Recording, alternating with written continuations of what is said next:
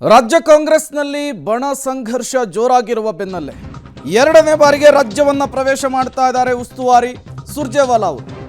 ರಾಜ್ಯ ಕಾಂಗ್ರೆಸ್ನಲ್ಲಿ ಸಿಎಂ ವಿಚಾರಕ್ಕೆ ಕೆಪಿಸಿಸಿ ಅಧ್ಯಕ್ಷರ ವಿಚಾರಕ್ಕೆ ಜೋರು ಗಲಾಟೆ. ಕಾಂಗ್ರೆಸ್ ಗೊಂದಲಗಳಿಗೆ ತೆರೆ ಎಳೆದಿದ್ದಾರೆ ಸುರ್ಜೇವಾಲಾ ಅವರು. ಯಾರು ಈ ವದಂತಿಗಳನ್ನೆಲ್ಲ ಹಬ್ಬಿಸ್ತಿದ್ದಾರೋ ಗೊತ್ತಿಲ್ಲ. ಸುರ್ಜೇವಾಲಾ ಅವರ ಮಾತಿದು. ಯಾವ ಸಚಿವರಿಗೂ ವ್ಯಕ್ತಿಗೂ ನೋಟಿಸ್ ಅನ್ನು ಕೊಡಲಿಕ್ಕೆ ಕಾರಣವಿಲ್ಲ. ಬೆಳಗಾವಿ ಏರ್ಪೋರ್ಟ್ನಲ್ಲಿ ರಣದೀಪ್ ಸಿಂಗ್ ಸುರ್ಜೇವಾಲಾ ಅವರು ಬಣಸಂಘರ್ಷದ ವಿಚಾರಕ್ಕೆ ಸಂಬಂಧಪಟ್ಟಂತೆ, ಕೈಮನೆಯಲ್ಲಾಗ್ತಾ ಇರುವಂತಹ ವಿದ್ಯಮಾನಗಳ ವಿಚಾರಕ್ಕೆ ಸಂಬಂಧಪಟ್ಟಂತೆ ಪ್ರತಿಕ್ರಿಯೆ ಕೊಟ್ಟಿದ್ದು ಹೀಗೆ: ರಾಜ್ಯ ಕಾಂಗ್ರೆಸ್ನಲ್ಲಿ ಯಾವುದೇ ರೀತಿಯ ಕಿತ್ತಾಟ ಇಲ್ಲ, ಯಾವುದೇ ರೀತಿಯ ಅಂತರ್ಯುದ್ಧ ಇಲ್ಲ, ಇವೆಲ್ಲವೂ ಕೂಡ ಕಪೋಕಲ್ಪಿತ ಅನ್ನುವ ಅರ್ಥದಲ್ಲಿ ಈಗ ಸುರ್ಜೇವಾಲಾ ಅವರು ಮಾತನಾಡಿದ್ದಾರೆ. ಬಣಸಂಘರ್ಷ ಜೋರಾಗಿರುವ ಬೆನ್ನಲ್ಲೇ ಎರಡನೇ ಬಾರಿಗೆ ರಾಜ್ಯವನ್ನು ಪ್ರವೇಶ ಮಾಡಿದ್ದಾರೆ ಸುರ್ಜೇವಾಲಾ ಅವರು. ಬೆಳಗಾವಿಯಲ್ಲಿ ಬಂದಿಳಿತಾ ಇದ್ದ ಹಾಗೆ ಮಾಧ್ಯಮಗಳನ್ನು ಉದ್ದೇಶಿಸಿ ಮಾತನಾಡಿದಂತಹ ಸಂದರ್ಭದಲ್ಲಿ ಯಾರು ಈ ವದಂತಿಗಳನ್ನೆಲ್ಲ ಹಬ್ಬಿಸ್ತಿದ್ದಾರೋ ಗೊತ್ತಿಲ್ಲ, ಕಾಂಗ್ರೆಸ್ನಲ್ಲಿ ಆ ರೀತಿಯ ಬೆಳವಣಿಗೆಗಳೇ ನಡೀತಾ ಇಲ್ಲ ಅನ್ನೋದನ್ನ ಸ್ಪಷ್ಟನೆ ಕೊಟ್ಟಿದ್ದಾರೆ. बेलगांव की ऐतिहासिक भूमि और भारतीय राष्ट्रीय कांग्रेस का जुड़ाव आज से नहीं दशकों से बना है.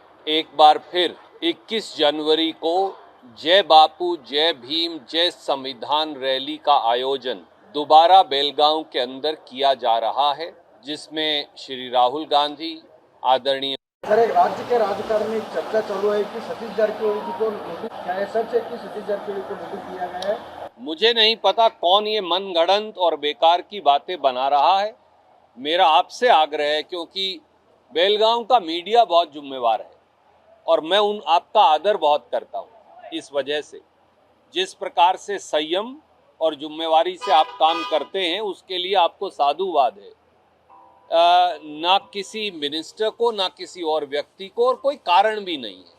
तो इस प्रकार की भाजपा द्वारा प्रायोजित बेबुनियाद बातों पर विश्वास मत करिए. क्या केपीसीसी अध्यक्ष का बदलाव का चर्चा चालू है क्या सर?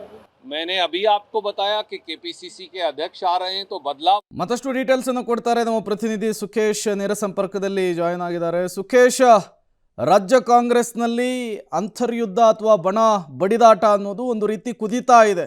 ಯಾವಾಗ ಸ್ಫೋಟ ಆಗುತ್ತೋ ಗೊತ್ತಿಲ್ಲ, ಅದು ಆಗಾಗ ಹೇಳಿಕೆಗಳ ಮೂಲಕವೂ ಕೂಡ ಹೊರಬರ್ತಾ ಇದೆ. ಬಟ್ ಏನೂ ಆಗೇ ಇಲ್ಲ ಅನ್ನುವಂತಹ ರೀತಿಯಲ್ಲಿ ಸುರ್ಜೇವಾಲಾ ಅವರು ಕೊಡ್ತಾ ಇರುವಂತಹ ಈ ಸ್ಟೇಟ್ಮೆಂಟನ್ನು ಗಮನಿಸ್ತಾ ಇದ್ರೆ ತಿಪ್ಪೆ ಸಾರಿಸೋ ಕೆಲಸ ಮಾಡ್ತಿದ್ದಾರಾ ಅಂಥೇಳಿ, ಏನೂ ಆಗೇ ಇಲ್ಲ ಅಂಥೇಳಿ ಪೋರ್ಟ್ರೈ ಮಾಡುವಂತಹ ಕೆಲಸ ಆಗ್ತಾ ಇದೆಯಾ ಅಂಥೇಳಿ?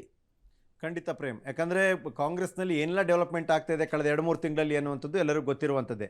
ಆದರೆ ಅಂಥದ್ದೇನು ನಡೆದೇ ಇಲ್ಲ. ಆ ರೀತಿ ನಮ್ಮಲ್ಲಿ ಬಣ ಇಲ್ಲ, ಗೊಂದಲ ಇಲ್ಲ, ಯಾರೋ ವದಂತಿ ಹಬ್ಸ್ತಾ ಇದ್ದಾರೆ.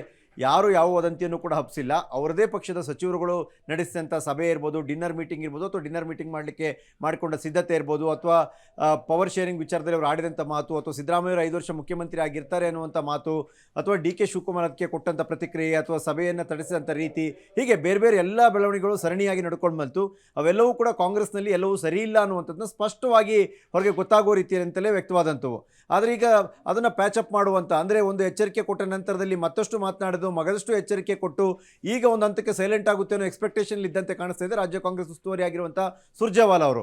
ಆದರೆ ಏನೂ ಇಲ್ಲವೇ ಇಲ್ಲ, ಯಾವುದೋ ವದಂತಿ, ಪಕ್ಷದಲ್ಲಿ ಎಲ್ಲ ಒಗ್ಗಟ್ಟಾಗಿದ್ದಾರೆ ಅನ್ನುವಂಥದ್ದು ಒಂದು ಶುದ್ಧ ಸುಳ್ಳು ಅನ್ನೋದ್ರಲ್ಲಿ ಯಾವುದೇ ಅನುಮಾನ ಇಲ್ಲ. ಆದರೆ ಇರೋದರಲ್ಲಿ ಡ್ಯಾಮೇಜ್ ಕಂಟ್ರೋಲ್ ಮಾಡುವಂಥ ಪ್ರಯತ್ನವನ್ನು ರಾಜ್ಯ ಕಾಂಗ್ರೆಸ್ ಉಸ್ತುವಾರಿ ಸುರ್ಜೇವಾಲಾ ಅವರು ಮಾಡದಂತೆ ಕಾಣಿಸ್ತಾ ಇದೆ. Prem, okay, thank you Sukhesh ತಮ್ಮೆಲ್ಲ ಮಾಹಿತಿಗಾಗಿ.